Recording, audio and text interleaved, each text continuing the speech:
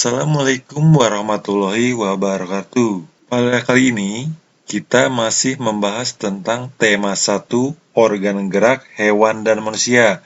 Subtema 1, pembelajaran kelima. Sebelum belajar, mari kita berdoa dulu. Yuk kita mulai.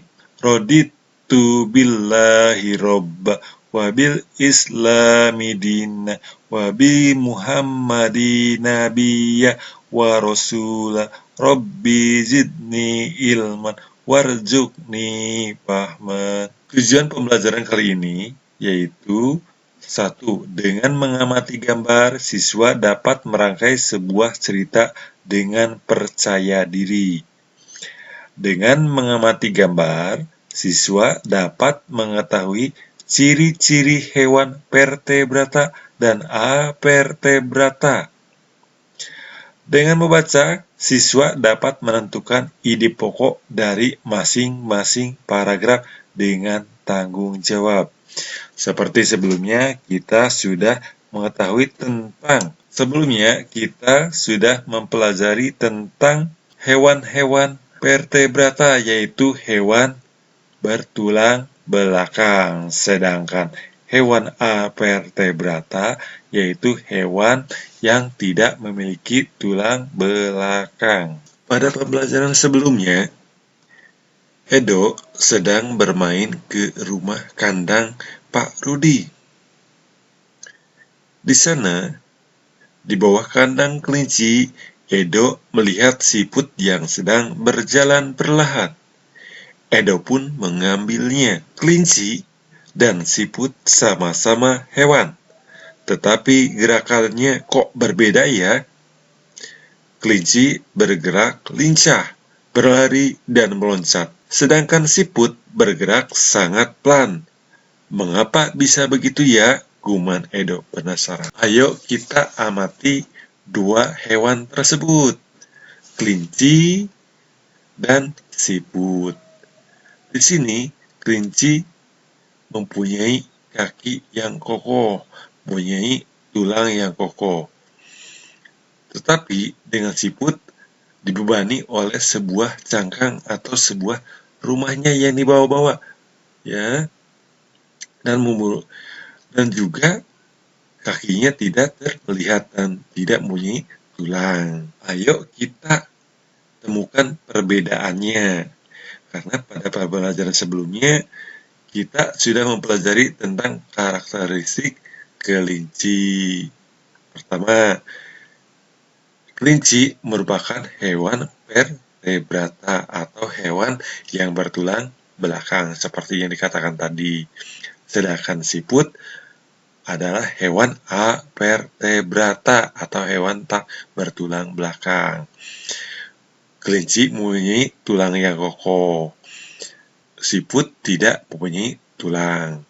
Dan carilah selanjutnya. Amatilah organ gerakan siput berikut. Siput mempunyai organ yang namanya kaki perut dengan bentuk pipih dan lebar. Fungsinya adalah untuk bergerak dan berpindah tempat. Sama ya, meskipun tidak punya tulang, tetapi siput mempunyai namanya kaki, karena untuk bergerak hewan itu adalah menggunakan kaki dan otot perut. Sekarang, coba amati dan tuliskan organ-organ gerak pada hewan berikut. Contohnya di sini ada belalang, cacing, dan ubur-ubur. Belalang apa ayo? Organ geraknya dan fungsinya apa? Cacing juga ayo kita cari. Kemudian ubur-ubur. Setelah mengetahui tentang organ gerak yang tadi, organ-organ gerak hewan avertebrata, ayo kita berkreasi. Bisa menggunakan plastisin ataupun tanah atau yang mempunyai kontur yang lunak. Di sini ada sebuah contoh siput yang terbuat dari plastisin. Setelah dibuat, coba tuliskan pendapat atau masukan guru dan teman-temanmu. Catatlah pendapat dan masukan itu pada kolom berikut tentang apa-apa yang telah kita buat tadi. Ayo, sekarang kita membaca wacana. Di sini ada wacana yang bercerita tentang siput bukanlah hewan lemah. Siput, menurut sebagian orang, dianggap sebagai hewan yang lamban dan menjijikan. Bahkan karena gerakannya yang lamban, tidak jarang orang membanding-bandingkan dengan kelinci. Siput juga dianggap menjijikan karena tubuhnya yang penuh lendir. Sebenarnya, siput memiliki kelebihan dan keistimewaan. Kelebihan dan keistimewaan siput ini merupakan karunia Tuhan yang tidak memiliki oleh hewan-hewan lain. Apa saja kelebihan dan keistimewaannya tersebut? Siput merupakan hewan yang berjasa dalam menguraikan serpihan daun-daunan. Kenapa berjasa? Karena siput memakan daun-daunan dan menjadikannya bagian-bagian yang kecil menjadi serpihan, sehingga mudah untuk diuraikan oleh bakteri pengurai. Jika benda-benda yang besar seperti daun berubah menjadi serpihan dan diuraikan, akan bermanfaat bagi kelestarian lingkungan sekitar siput berada. Hasil penguraian yang diawali oleh siput itu akan berfungsi menjadi pupuk alami, sehingga tanah pun menjadi subur. Siput adalah sang pengembara yang mandiri. Meskipun siput berjalan lamban, namun siput memiliki stamina yang sangat bagus. Daerah pengembaraan siput pun sangat luas. Pengembaraan siput dimulai sejak siput menetas. Setelah menetas, siput langsung mandiri. Siput tidak lagi terikat dan bergantung pada induknya. Siput memiliki pertahanan diri yang baik dalam beradaptasi dengan lingkungan dan mempertahankan diri dari serangan predator. Meskipun tubuhnya lunak, namun tubuh siput memiliki lendir. Lendir ini berfungsi sebagai minyak pelumas dan pelindung bagi tubuhnya ketika berjalan di permukaan. Jalan sekasar apapun dan seterjal apapun akan mudah dilalui tanpa tubuhnya terluka. Selain itu, siput juga dikaruniai Tuhan dengan cangkang. Cangkang ini berfungsi sebagai rumah yang memberikan kenyamanan dan keamanan bagi tubuhnya. Cangkang berfungsi sebagai tempat persembunyian ketika ia terancam oleh lingkungan atau predator. Meski terik panas ataupun hujan, siput tetap bisa hidup nyaman dan aman dengan cangkangnya. Predator pun akan kebingungan untuk memangsa siput karena tubuhnya dilindungi oleh cangkang yang keras. Jadi, siput bukanlah hewan yang lemah. Siput adalah hewan istimewa yang memiliki banyak kelebihan.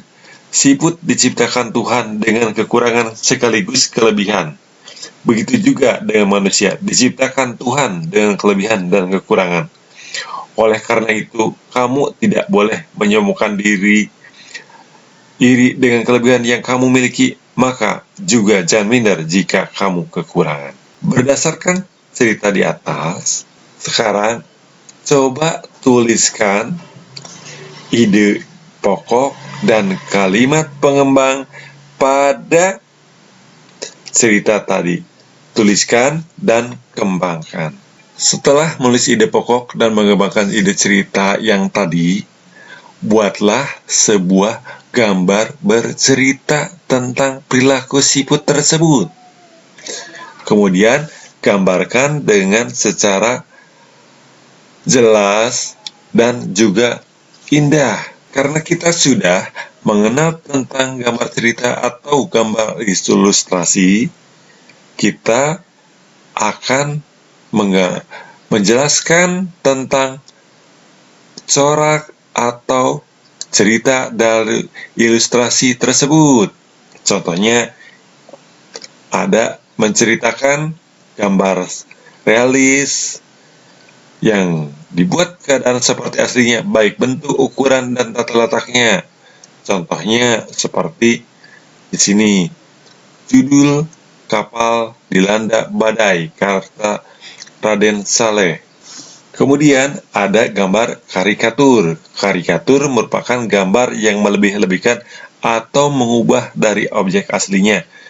Gambar karikatur menyajikan objek dengan karakter yang lucu dan aneh. Biasanya, gambar karikatur mengandung kritikan dan sindiran. Gambar cerita yang ketiga yaitu kartun. Kartun merupakan gambar yang berfungsi untuk menghibur dan berisikan humor. Gambar kartun dapat berupa tokoh, binatang, atau manusia. Gambar dekoratif adalah gambar yang disajikan dengan mengubah bentuk objek aslinya namun tanpa menghilangkan ciri-ciri khasnya. Jadi, kita sudah tahu. Jadi, gambar yang kita gambar tadi merupakan termasuk jenis gambar atau ilustrasi apa.